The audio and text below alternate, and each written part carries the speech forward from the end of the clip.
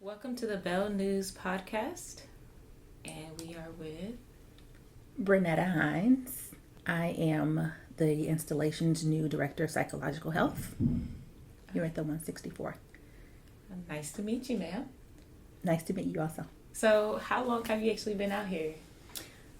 My official start date was June 19th. I moved to Memphis a little over a year ago, about a year and a half ago, and I was at the VA in Memphis in the homeless program for the last year and a little bit before coming here to the Air National Guard. Okay, so you have a little experience with working with the military already, kind of? Just a little bit. Prior to coming here, I worked at the VA in Chicago, which is where I'm originally from. Okay. Ooh, Chicago versus Memphis. How is that transition? It has been an interesting one. There are some things that are very reminiscent of home. I've always said that I'm a Southern girl at heart, and I've always wanted to come down here. My mother is from the area. We would visit often when I was younger, but my mom was there in Chicago, and I'm a mama's girl, so I was in Chicago. And about 4 years ago, she moved to northern Mississippi. That opened the door for me to move as well. Okay. So, how are you liking Memphis? It's an interesting transition. I think that it's a little bit easier for me than for my 15-year-old daughter, who all she knows is Chicago. But I like the slower pace. I like remnants of Southern hospitality. Those are things that have always been a draw for me. I tell people all the time, the only things I miss about Chicago are the family and friends that I have there and the food. So Memphis barbecue ain't doing it for you? The thing is, there is such a variety in Chicago. Like, you can get anything you want to eat at any hour you want to eat it. So that is, for the good and bad of it, that's one of the things that I really miss. Sounds like I need to visit. I love all kinds of different food. Absolutely. Okay. So, transitioning back to base, what are your hopes and plans while here? It's really important to me to be a source of support for people who have committed to serving our country. Little backstory, I have family who are in various branches of the military. And one of the things that years ago I felt like was where I needed to be, one of the reasons that it felt like this was where I needed to be, is because I saw such an area of opportunity. There are a number of stressors in life in general. Coming off the end of this pandemic, everything has been exacerbated exponentially. And my fire was kind of kindled when my brother, who was in the Army, he started basic training the day after September 11th, 2001. And seeing his process and seeing how his service time impacted him, his wife, who was also in the military, and my nieces really highlighted for me that area of opportunity for support that seemed to be, I don't know if it wasn't available to them, but maybe it wasn't such a priority.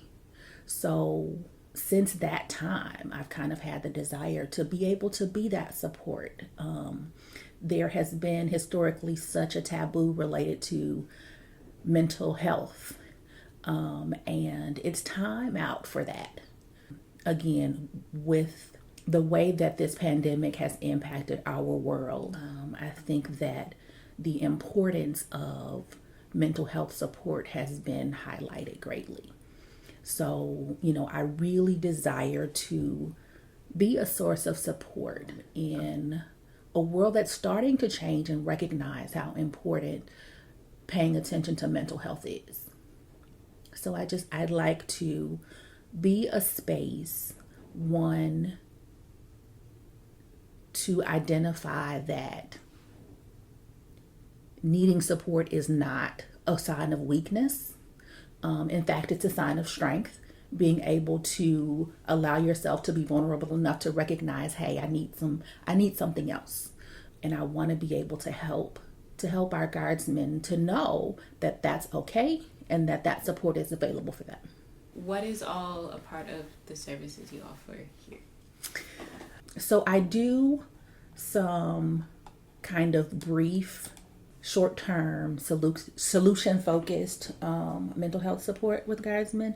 I can provide resources and referrals when there is maybe some more in-depth or longer-term treatment necessary.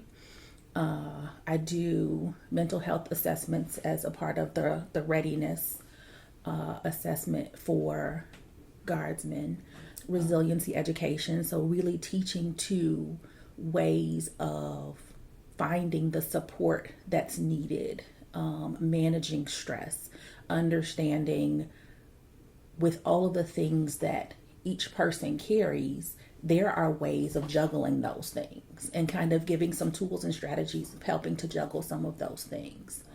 I provide crisis intervention, so if there is an immediate crisis, I'm available to support that. I am the suicide prevention program manager, so I do a lot of work around suicide prevention. One of the things coming from the VA that has been really highlighted for me is how much greater risk for suicide military involved people are. So I am really, really passionate about making sure that people know there are supports available. I kind of consult and collaborate with leadership if there are some services, if there are some trainings, if there are some supports that I'm seeing a trend of being necessary. I kind of talk with leadership to kind of work to get those things into place. Another thing that I really, really feel strongly about is being available and being present, making myself open to being able to be approached. I remember one of my past lives, I worked in school social work. And there were often times when if I went to get a student, everybody's like, ooh, they're in trouble. And that's not the way that it should be. So I worked at that time really hard to establish a relationship with all of the students so that meeting with Ms. Hines didn't mean that you were in trouble or that you had done something bad or that there was something wrong. It was an okay thing to do. As a matter of fact, I worked really hard so they were excited to see me coming. Oh, can I go too? You know, that type of thing. So I really want to establish relationships with people here such that it's okay to talk to me. Okay. Definitely sounds like a good plan. And since we have National Grief Awareness Day coming up, is there anything you would like to talk about when it comes to that? Grief is such an interesting process. It's not linear. One of the things that I've had to kind of help people acknowledge is that it's going to happen. You can fight against it, you can pretend, you can push it to the side, but it's going to happen. Oftentimes, I think that we need to allow ourselves to feel what we feel. We have been conditioned so that everything has to be fine. Oh, you're fine. Wipe your face, it's okay. You feel, oh, don't worry about it. You're not hurt. Well, I am hurt. I fell and I scratched my knee. Ouch. And I think that it's important that we give ourselves permission to feel what we feel. Sometimes we need help figuring that out. And that's perfectly appropriate to reach out and like, hey, I think I need to figure out what it is I feel and then figure out how I let myself feel that. That is a really big one. I can remember when I was working with a woman who'd lost her mom, and this is someone who's really strong, always Teflon tough. Everything was okay, pretty strong, firm-faced. And one of the things that I had to kind of acknowledge for her is like, it's hard losing somebody who's close to you. And grief happens. It happens in waves. It happens over the course of time. It revisits at anniversaries and special occasions. And it's okay to experience that. It's going to happen whether you fight it or not. If you experience it, it allows it to be an easier process. But it's definitely a process. And I would encourage anybody who is experiencing grief at whatever stage, recognize that it's okay to feel what you feel. And when it is feeling like too much or it's feeling overwhelming, reach out for help. So, do you have any tips for anyone out there who is not the person directly dealing with the grief, but they want to support a friend or a family member who is? Sure. It's always hard to know exactly what to do. As someone in a supporting role, I encourage people to just be there and listen. It's not always something that you need to do or something you need to fix, but just being and being open to listening. There is so much value in just being available, being that sounding board. Oftentimes people don't want you to fix it. Just be okay with me feeling this and let me say it. So I would encourage anyone in a supporting role to actively listen. Sometimes a part of that support may be helping them to engage in a different activity. Sometimes, and it's this new thing, coloring, which sounds so silly, but just allowing yourself to just be. Because we have so many things going on all the time. So taking a moment, and again, be it coloring, be it journaling, be it going for a walk. For me, being outside in the air is so comforting and soothing. Taking that friend, hey, let's go for a walk. Well, maybe not right now because it's so hot out. I'd go out right now. Honestly, I'm not afraid. But... Well, and sometimes that works.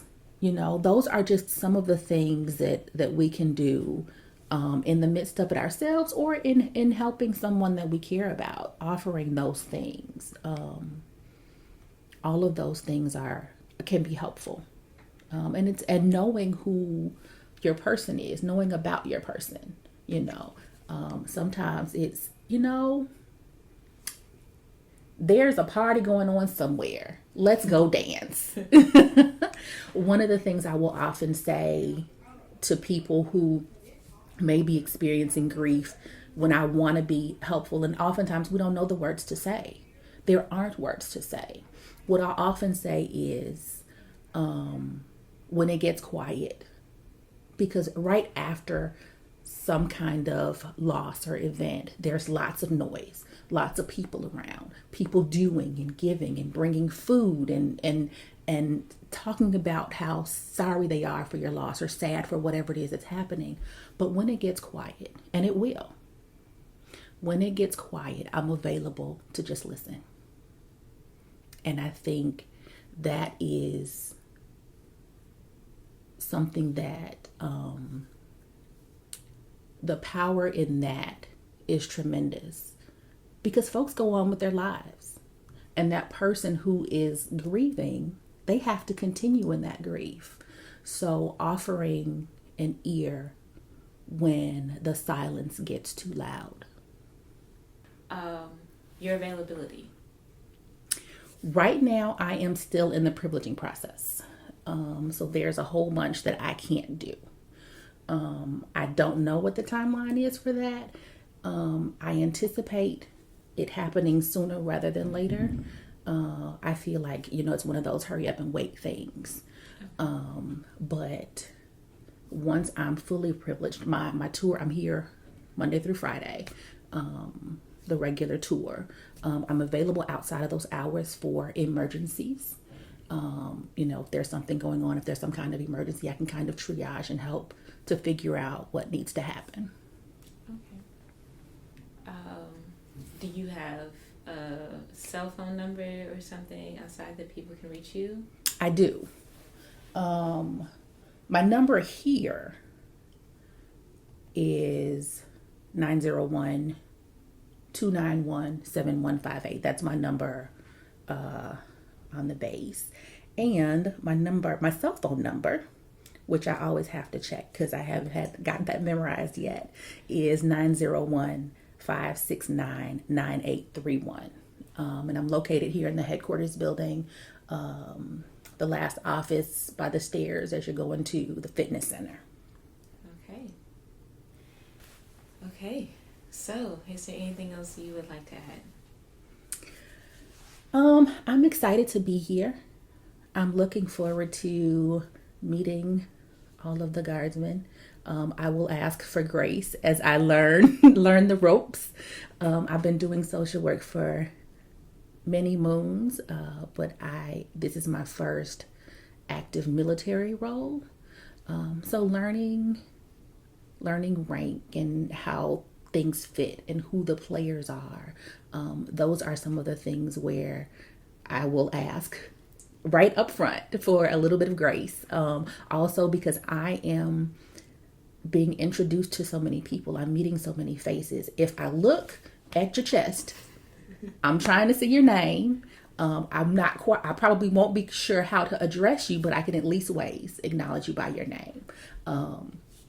So I ask for patience as I kind of learn those things. And again, I'm excited to be here. So if you see me out and about walking around looking lost or not looking lost, say hi. Okay. If there's something exciting happening in your life, tell me about it. If there's something fun going on, I like to hear fun stuff too. But I'm here and I'm excited about being here and I'm looking forward to all of the things that we can do together. Okay. Yes, ma'am. Thank you. You're welcome. Thank you. Thank you for listening to our inaugural episode of the Belle News Podcast. Please be sure to look out next month for our new episode. Thank you and have a great drill.